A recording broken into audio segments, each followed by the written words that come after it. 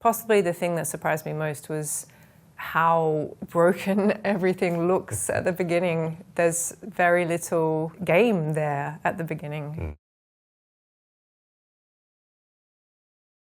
What was the first video game that made you think, I want to make games for a living? That's easy. That was Silent Hill. I'd never played a game where the narrative was so strong, every bit as good as a film or a book. I wanted to work for Disney.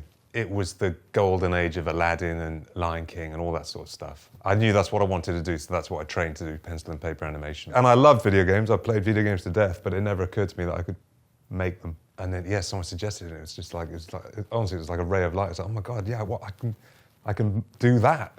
What's a piece of advice you wish you had when you started in the industry? I think it would have been good to know how important the showreel is, coming across well as a person is, as opposed to formal educational qualifications, because I think that probably held me back for quite a long time.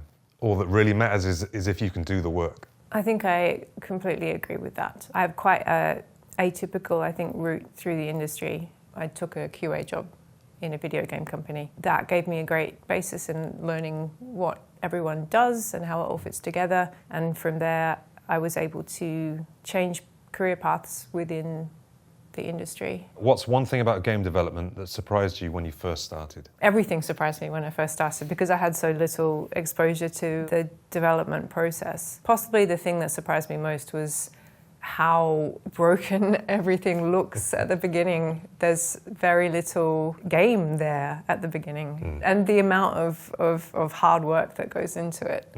Generally how pleasant it is, how cool everyone is, how welcoming, the feeling like you're all in it together, and I think that largely comes from how difficult it is as well. If you could live in any video game world, which one would it be and why?